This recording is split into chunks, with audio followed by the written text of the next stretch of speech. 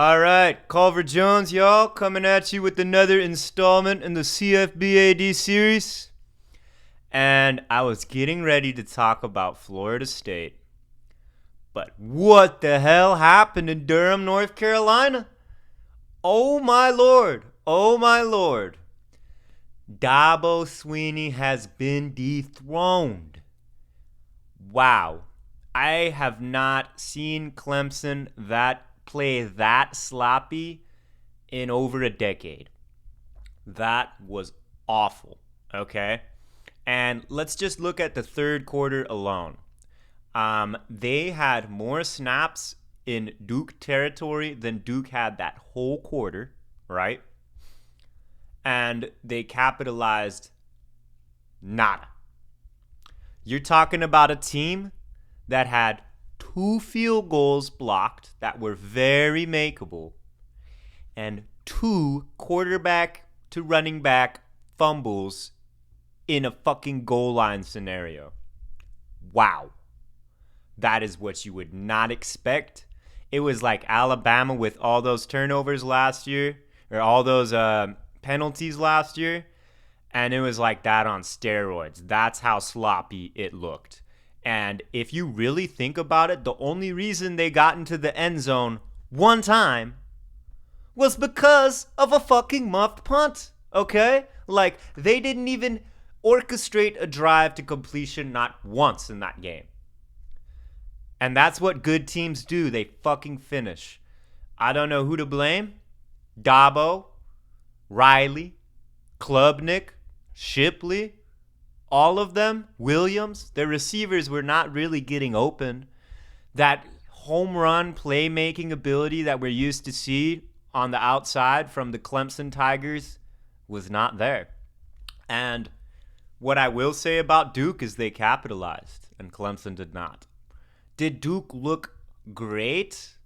No. Leonard looked very good, and he did a great job not making the big mistakes. But, I mean, it was Clemson shooting themselves in the foot, and then they're like, oh, well, let's not do that again. Let's just shoot the other foot. Bop. Okay, what other freaking limb can we shoot?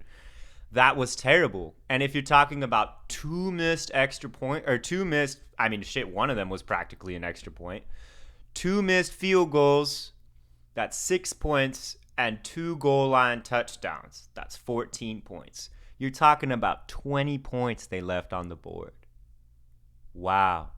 You're just not accustomed from seeing that from a Clemson team. And in a few weeks, they're going to have to play the Seminoles. And I know this is an overreaction to some, but it's looking like that dynasty is slipping and slipping and slipping. And who knows? It's been their conference for a long, long time. Doesn't look like it anymore. I believe in Mike Norvell. I still give Clemson a fighting chance because their defense showed me some signs that I liked. That front seven has been their identity of their team still, even regardless of superior quarterback play in the 2015, 2017, T-Law and Deshaun. Their D-line has been their identity, and it's still there. The D-line still was impressive, I think, but it was Duke. And Duke is a good team. They're coming off a 8-win regular season, I believe. And, let's give Elko some credit, man. That's a huge win. Huge win. But was it more Duke being good or Clemson being bad? It was more Clemson being bad. They had no reason they should have lost that game. And there's just a lot of fingers to be pointed, and it's pretty much entirely on the offensive side. So I was gassing Garrett Riley up. I thought he was the next offensive wizard, but that was a garbage called game. Terrible called game. He did do all right in the third quarter, but they just didn't punch it in, and the mistakes were terrible. That was absolutely absurd. So all credit to Duke, but if Clemson does not clean their act up right the fuck away, they're going to get lost in the ACC. And it's crazy that I'm saying that, but they're going to get lost to the ACC. And before I talk about Florida State, meanwhile, my boy DJ Uengalele goes out and balls for the Beavers, man. I'm just saying. I'm just saying. That's the best he's looked, except for maybe the Wake Forest game. And I don't know. He might have gone to a better team. DJ might have gone to a better team. I'll say that. And now, let me talk about the Florida State Seminoles, all right? Wow. They flexed their muscles. And let's talk about a nice defensive line. Wow. I mean, all the attention was on Jared Verse, but all the other guys stepped up, man. And that defense was gnarly. Jordan Travis looked very shaky at the beginning. There was a lot of drops from the receivers. That number 14 kid, the big body. But he got his act together in the third quarter. Mike Norvell, unlike Garrett Riley, called one hell of a game. Absolutely genius call after genius call. That 4th and 2 was phenomenal. And Jordan Travis really stepped up as a true dual threat guy who could hurt you with your arm and hurt you with your legs, And very impressive. I really like how they did that 2-back look in the backfield. I think Clemson was trying to mimic that today, but they did not do it nearly like Florida State. And I think that 2-back look in the backfield was absolutely genius on Norvell's part. And the thing that great teams do is when they sniff blood, they separate. And right when Florida State converted that 4th down, it was over. It was done. That confidence and that adrenaline and that momentum carried them into a dominating win. Wow. I mean, Georgia's still the best team in my eyes, and Michigan is number 2 still, because, I'm not going to judge them when their leader is not there. Florida State's right there for me. Very, very impressed. And until Clemson shows me otherwise, we got a new king in the ACC. We got a new king in the ACC in the form of the Florida State Seminoles. Wow. I have not been this excited to watch ACC football ever. Period. North Carolina looked amazing. Obviously, Duke looked amazing. Florida State looked awesome. Louisville, you got to throw them in there. They're still a quality team. I got to love Brom, too. He got the job done. I was Georgia Tech, but he got the job done. But I've never been more excited to watch ACC football. And I'm not going to lie, I know a lot of people do this about the Pac-12 too. But it's a conference that a lot of people disregard. And when I see Duke winning 8 games, I don't take it as seriously as Mississippi State winning 8 games. But I am keyed in on the ACC now. Now that we lost our top dog, and it seems like who knows who's going to win, that second spot. I mean, it seems like Florida State's going to be favored every single game from now on.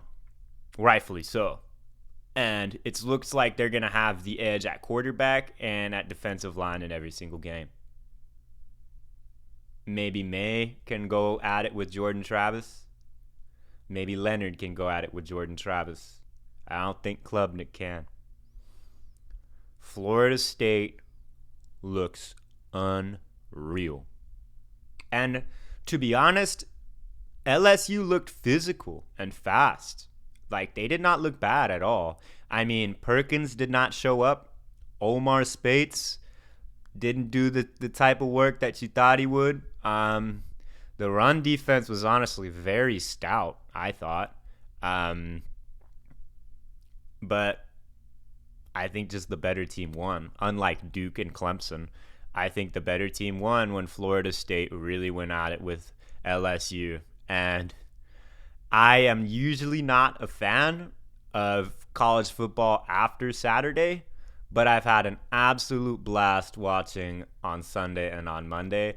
and I did not think I would be coming at y'all with this amount of content in the form of Clemson getting upset by 21 fucking points and Florida State laying the fucking hammer down on LSU.